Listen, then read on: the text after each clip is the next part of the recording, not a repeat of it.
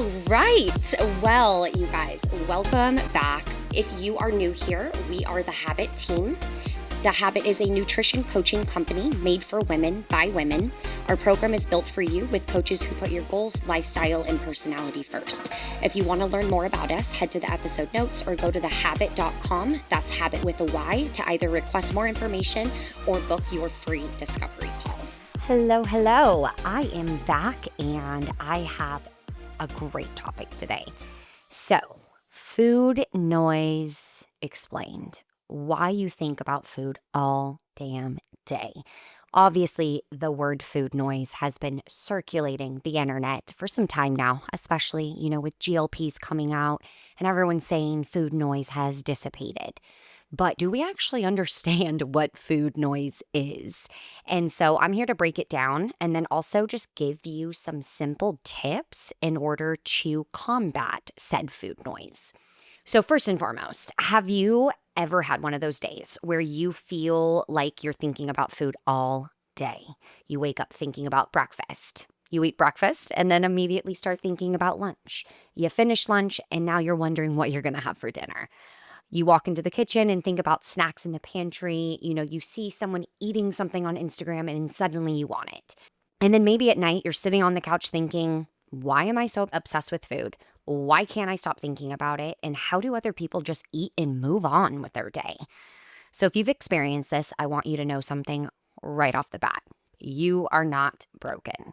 You don't necessarily have a willpower problem. So the word willpower drives me absolutely insane because what you do have is a neuropathway problem, which I'll get to in a second. But today, I'm going to be talking about something that's become a huge topic, right, in the nutrition and weight loss world.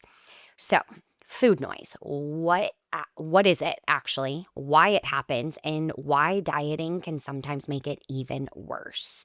I also want to talk about how stress and sleep influence it. And most importantly, what you can actually do to turn that volume down.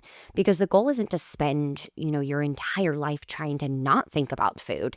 The goal is to get to a place where food becomes a part of your life, not the center of your life. So let's start with a simple definition. Food noise is essentially that persistent mental chatter about food. It can sound like, what am I going to eat later? Should I have that snack? I really want something sweet. Did I eat too much? Can I have that? I shouldn't eat that. Maybe I'll just have one. And then you spend, a ton of time, a lot amount of your day negotiating with yourself about food. Now, here's something important. Food noise isn't currently a precise medical diagnosis. It's honestly just a popular term used to describe a cluster of experiences involving food preoccupation, involving cravings, intrusive food thoughts, and reactivity to food cues. So researchers are still working on exactly how the concept really should be defined and measured. But for today's sake, we're just going to use the word food noise. And so we're not talking about some, official disease. So I just wanted to kind of put that little note in there before I dive into the rest. First and foremost, there are several reasons why food noise occurs. And so one of the first ones is, you may actually be hungry, right? So it sounds very obvious. You're probably like, well, duh, Zan. But I think we underestimate this one. Sometimes food noise isn't psychological. Sometimes your body is simply asking for more energy. If you're eating too little, going too long between meals, consistently skipping meals like breakfast, or trying to white knuckle your way through hunger, of course you're going to be thinking about food. Your brain is supposed to care about food. Food is essential for survival. Your body doesn't look at your calorie deficit and say, oh, she's trying to lose weight, so let's turn off her hunger. No, your body doesn't know you're trying to fit into your jeans for your next vacation. It knows that it needs energy. And when energy availability gets too low, food becomes increasingly salient. This is one reason I don't love the idea of trying to, aka beat hunger. We want to learn how to work with your physiology, not constantly fight it. So another reason is restriction. Obviously, that can make food much louder, and this is a big one. Think about the last time you told yourself, I absolutely cannot have this. Then what happened? Suddenly you wanted it more, right? There's actually a psychological component here. When you make something forbidden, you increase how much attention you pay to it. And dieting can create a constant mental negotiation. Have you ever caught yourself saying, I can't have carbs, I can't have desserts, I'll be good today, I'll start over on Monday. Now, food isn't just food, it's morally loaded, right? You're labeling it as good, as bad, as allowed, forbidden, earned, deserved. And suddenly you're thinking about it constantly. This is one reason overly restrictive approaches can backfire for majority of people. You're spending so much mental energy trying not to think about food, and then that food becomes the thing that you're thinking about all day. Reason number 3, food cues are everywhere now. Here's where the science gets really, really interesting. Your brain learns associations. So if every Friday night you have pizza and wine while watching a movie, eventually Friday night itself can become a cue. You might not even be hungry, but your brain has learned Friday night equals a movie, equals pizza, and I'm getting my reward. Or maybe, kids go to bed, that's my time to go to the kitchen and have dessert. So these associations are learned. And research on food cue reactivity shows that sights, smells, images, and other food cues can trigger craving and influence eating behavior.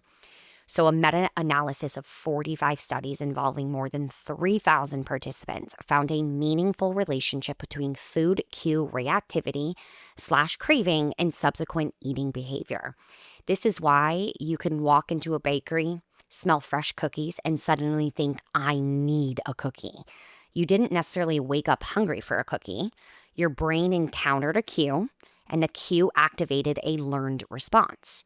That's not a moral failure. That's quite literally neuroscience. You have created those neuro pathways, like I mentioned at the very beginning of this episode. Now, reason number 4, your environment is constantly talking to you about food. So I want you to think about how many food cues you encounter every single day, whether it's Instagram, TikTok, restaurants, billboards, office snacks, commercials, grocery stores. You were living in an environment where food is constantly visible and accessible. And your brain is designed to notice things that might be rewarding. So if you constantly expose yourself to highly delicious food cues, you're giving your brain a lot of opportunities to say, hey, look at that. This is why one of the strategies for reducing food noise isn't necessarily more discipline. Sometimes it's simply reducing unnecessary exposure. You don't need to prove that you can stare at a plate of cookies all day and not eat one. You can just move the cookies out of sight, out of mind, which I'll get to in a little bit. Reason number 5. So let's talk about stress, because this is where food noise can become particularly loud for some. When you're stressed, your brain is looking for relief, simply put, and highly delicious foods can provide a quick reward. So think about what you crave when you're having the best day of your life. Maybe it's a salad, it's sushi, it's chicken and rice. Now think about what sounds amazing after a horrible day. Probably chips, chocolate, ice cream, pizza, something salty, something sweet, something crunchy, comforting. That's not an accident. Food can become a learned coping mechanism. You're stressed, you reach for food, and you get that temporary relief. Repeat that enough times, and your brain starts making the connection automatically. Eventually, you may not consciously think, I'm stressed, therefore I should eat. You just find yourself in the kitchen automatically. So then another reason, this kind of goes hand in hand, is you're tired. And we have to talk about sleep here, because if you're struggling with food noise and you're sleeping for 5-6 hours a night, I don't want your first conclusion to be, I need more discipline. It actually is, you need more sleep. Sleep restriction has been associated in controlled studies with increased hunger, appetite, food intake, and cravings. And although the exact hormonal mechanisms aren't always consistent across studies, they do have an impact. So, some studies have found changes in appetite related hormones such as ghrelin and leptin with sleep deprivation, while systematic reviews note that these hormonal findings aren't perfectly consistent. But regardless of which mechanism is responsible, the bigger takeaway is clear: sleep matters for appetite regulation. When you're exhausted, everything requires more effort, right? Meal planning, cooking, getting up and going for a walk, saying no requires that much more effort. And then making a balanced choice requires even more brain energy. So the highly rewarding option becomes much more appealing. So before you beat yourself up thinking about food all night, look at your sleep. Now let's talk about food noise versus actual hunger. So I want you to know a really important distinction here. Food noise is not always hunger. You can think about food when you're physically hungry, but you can also think about food when you are highly emotional. And more often than not, it's those negative emotions: bored, stressed, lonely, tired, you know, understimulated, restricted. And so, one of the most powerful questions you can ask yourself is, what kind of signal is this? Not how do I make this thought go away, but what is this thought trying to tell me? Maybe your answer is, I'm actually hungry. Great, then eat. Honor what your body's asking for. But maybe it's, I've eaten dinner, but I'm exhausted. Okay, maybe you need to just go to bed. Maybe it's, I'm stressed. Then food might not actually be the solution you're looking for. So that little pause creates awareness, and awareness gives you options. So what I'm getting at is, when cravings pop up, when you are thinking about food, ask yourself, am I physically hungry or am I emotionally hungry? And if you're emotionally hungry, name the emotion. Think about what emotion is that precipitating event, because everyone is different and different emotions trigger different responses. But the most important first step is building that awareness, pausing and actually understanding what's going on rather than immediately jumping into that automatic behavior. So, how do we turn down this food noise? So let's get into the good stuff here. I don't want this episode to just explain the problem. I want to give you things you can actually do. So step one, eat enough. This is number one. If you're chronically hungry, you're gonna be thinking about food. So if you're dieting, your goal isn't to see how little you can eat. Your goal is to create a sustainable deficit.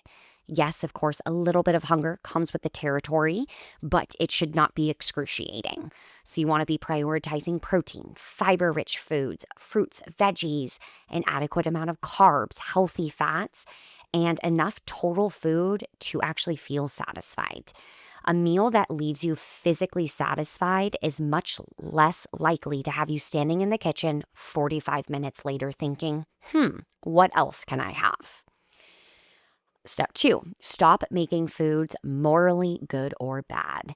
This is a big one. So instead of, I can't have that, let's try reframing that and say, I can have that. I'm choosing whether I want it right now. That's a completely different relationship. So when you know you can have pizza again, you don't have to eat like it's the last pizza on earth. When you know dessert isn't disappearing forever, you don't have to obsess over it. Permission doesn't mean unlimited eating. It removes the panic. So I teach my clients this all the time. If you label foods as good or bad, or you prevent yourself from indulging in certain things that you genuinely enjoy, your brain recognizes that, and it recognizes you're not giving yourself unconditional permission for said foods. So what do you think is going to happen when you actually give yourself permission, like eating that slice of pizza? You're going to sit there, and it is going to be damn hard for you not to continue thinking about, I want another slice, and then another, and then lo and behold, you've eaten the entire pie. And that's because your brain is quite literally trying to get that reward from pizza because it doesn't know the next time that you are going to grant it permission. So you give yourself those indulgences, and the more you do it, the more your brain recognizes, hey, I don't have to go batshit crazy in this one sitting, because if I really want to, I can have pizza the next day and then the next day. And that is where that balanced in portion control comes into play.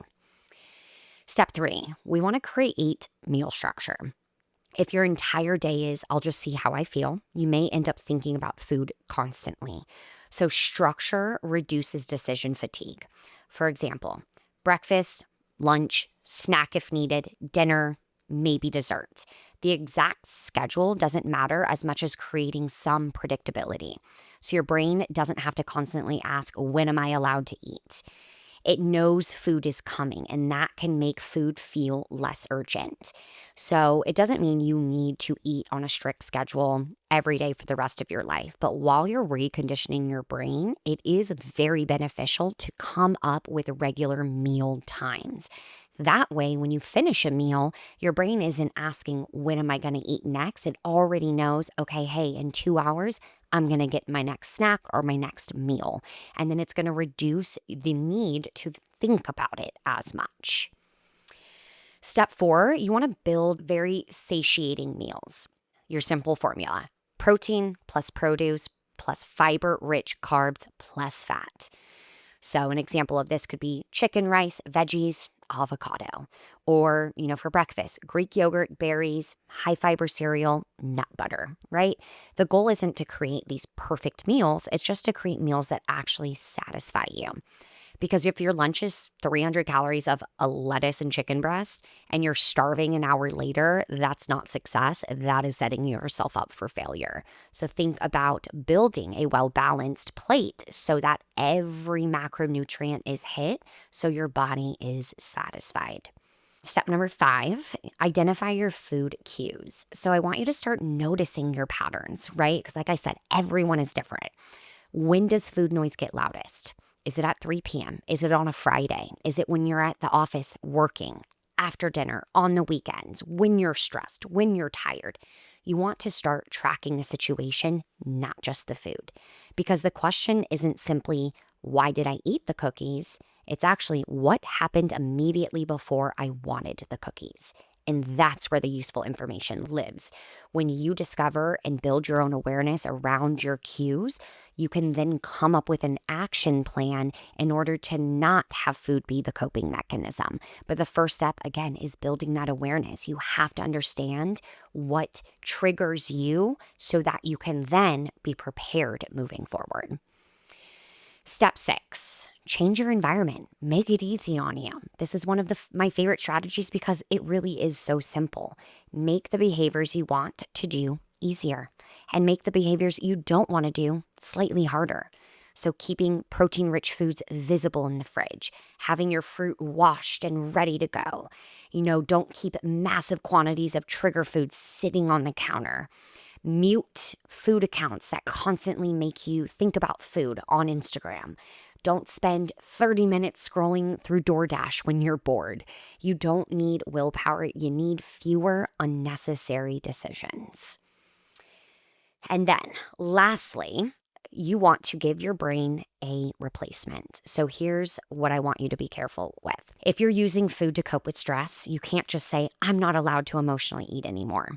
You need another tool. Maybe it's taking a walk, calling someone, taking a hot, relaxing shower, journaling, listening to music, getting outside.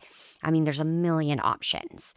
So the goal isn't, I must never eat when emotional. The goal is, food isn't my only coping mechanism. And that's a much healthier goal. So I talk about this all the time with my clients because I freaking love this. So this is how you can recondition your brain. Your brain is looking for reward. Reward comes from the release of dopamine. And I've talked about this before.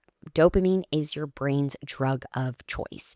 So when it gets dopamine from food over and over and over again, that is the learned response. But your brain doesn't care where it gets dopamine from. It just wants its dopamine fix.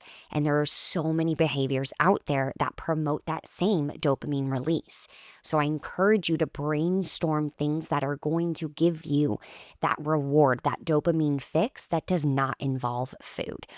Using myself as an example, I'm obsessed with my dog. I post about her all the time. I can't get enough of her. And so if I, feel like food noise is crazy for me because let's say I didn't get a good night's sleep and I'm constantly thinking about food, I'm getting all these cravings.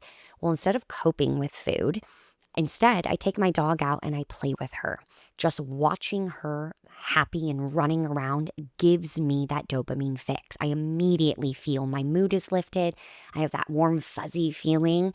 That's dopamine. And then guess what? When I get back into the house, I'm not even thinking about food because my brain just got its dopamine fix.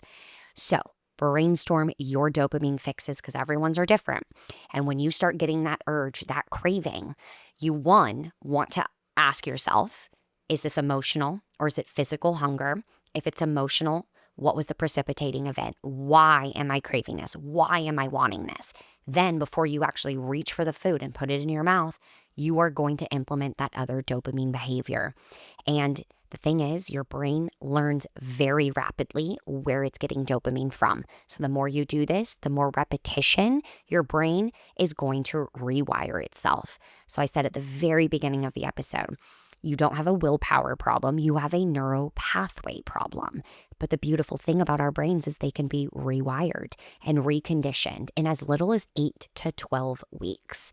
But you have to do the work. You have to do the repetition. You have to utilize these tools to implement to stop this vicious cycle. So it takes time. And I'm not saying you're never going to give into emotional eating again, but the more you practice this, the more your brain will see, hey, I don't need food as a reward. I can go do X, Y, and Z instead. And I'm telling you, that is one of the most empowering things when your brain becomes rewired. So I'm here to give you hope that it can be done and you are not freaking broken. So what I really want you to understand from this episode is food noise isn't something you should be ashamed of. It's information. And sometimes it's telling you I'm hungry. Sometimes it's telling you I'm restricting too much, and sometimes it's I'm stressed or tired. And, you've trained your brain to associate this situation with food. And so your brain noticing food isn't a failure. The goal isn't to become someone who never thinks about food. The goal is to become someone who can think about food without feeling controlled by it. That's a very different goal. So if you're listening to this and thinking, okay, but what do I actually do tomorrow? So here's your challenge. For the next 7 days, don't eliminate food noise. Study it. Every time you notice yourself thinking about food outside of a planned meal, ask yourself, am I physically hungry? When did I eat last? What am I craving specifically? What was happening right before the craving? What emotion can I label to this? And what would actually help me right now in this moment? And then you respond accordingly. If you're hungry, you eat. If you're tired, go take a nap. If you're stressed, find other self-regulating tools. And so looking at your overall intake and whether your deficit is actually sustainable is also another piece of the puzzle. And so if you're hungry, obviously have it, eat it, and then do it without guilt, without punishment, without deciding that you blew it. Because the more you practice making conscious decisions around food, the less power those thoughts have over you.